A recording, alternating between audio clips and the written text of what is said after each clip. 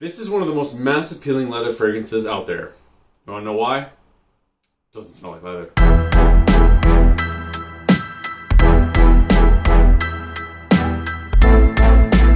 White Suede by Tom Ford is a floral woody musk fragrance for women. It was launched in 2009 and has an eau de parfum concentration. The MSRP is $445 for 100 mils. The top notes are thyme and teak. The middle notes are lily of the valley, saffron, and rose. And the base notes are suede, musk, sandalwood, olibanum, and amber. I was looking at this on Fragrantica, and one of the interesting things about White Suede is that it says it's for women. Then I looked at the note breakdown, and especially the dry down, I was like, doesn't seem exceptionally feminine. Yeah, sure, there's rose, there's lily of the valley, but the dry down has musk and sandalwood and woods and amber and suede, which is, pretty masculine dry down. So first things first, if you think this is a feminine, floral, powdery fragrance, it's not. It really is unisex. This would go well with a man or a woman if you're interested in the notes of tea, thyme, lily of the valley, and rose. Just keep that in mind. This opens up, it's very bright, it's fresh, it's green, it's floral. It smells very, very expensive, but it also smells exceptionally fresh. This is not very sweet, but it is herbaceous. It smells green. And right off the top is the tea, which is a beautiful note. There's only another fragrance that I smelled so far that has tea, and that's Murdoch Black Tea, which was a great note. But overall, tea is a very mature note. It's not a sexy, it's not a fun, it's not an overly sweet note, but it is a nice kind of a mixture between a berry and a floral, an herbaceous. It's just a high quality note that speaks volumes of the creation of this fragrance and just the quality that goes into the ingredients. So it's an interesting note. It is a mature note. It's not for everyone. You can tell there's a bit of that lily undertone. It's that white lily florals. This is not very powdery though. So there's some powder when it dries down a bit, but this is very floral focused, powder second. And obviously that rose. It's a beautiful note, rose. It plays a nice part in the mid note. It's not predominant. It's not a rose fragrance by any means, but it is there. You do smell it. It goes well with the tea and the thyme. And obviously when you dry down with the leather and the woods, you still get that floral opening and that floral mixture in there.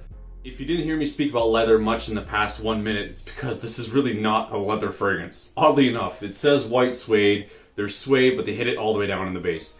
I've put this on now for 2 hours, and it really is an afterthought. It helps to make the dry down warmer, a little muskier, a little sexier. It's got some character, some depth to it, but this is not a leather fragrance. This could be a fantastic signature scent because it's not just leather. I would hate to wear a leather fragrance every single day, and that's all I smell, and the people around me, that's all they smell is leather and spices.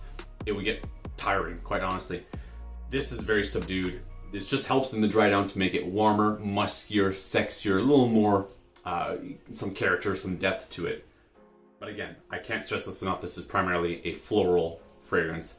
It smells green, it smells fresh. So the performance on this is typical of what I would expect to be a floral fragrance. Usually they have a pretty strong opening, and then they tend to sit closer to the skin, just the way the notes and the chemistry works with me.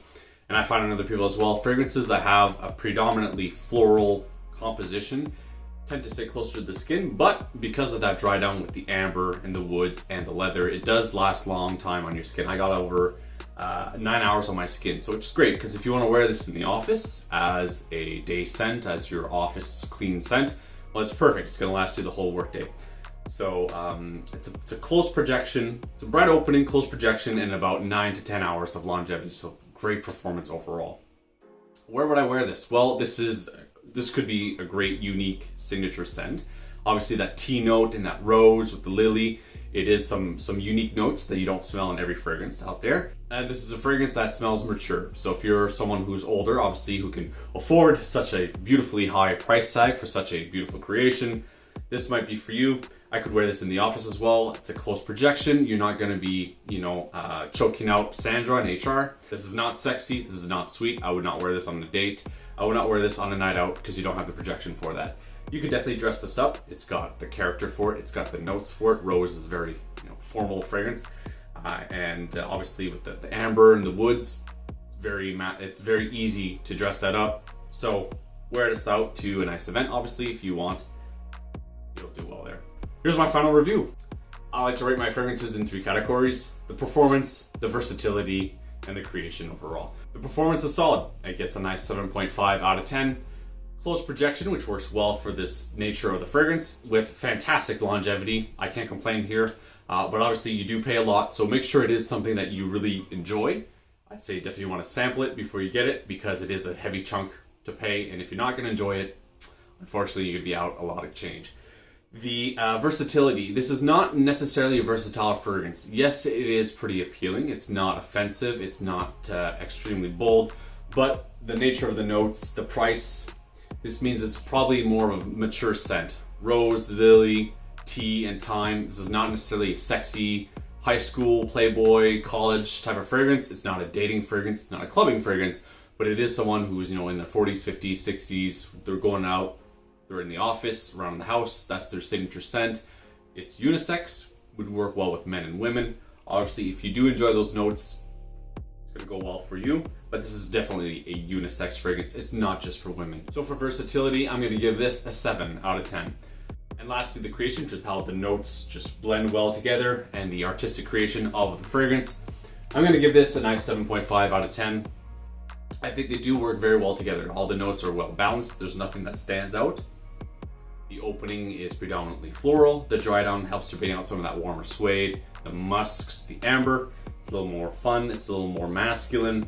But overall, the fragrance just works beautifully well together. Like I said, it's not a leathery fragrance. It's predominantly floral, but that dry down does help to change the identity a bit more. At the end of the day, this is a high class, high quality, floral, musky, leathery, dry down fragrance. I think it's a great representation of the quality that comes from Tom Ford. And obviously there's a price to match. So if you're interested, click the link down below. It's gonna help me and I'll help you get it for a much better discount. And let's help each other out. Let's go to the channel. If you enjoyed it, you know what to do. Catch you in the next one, guys.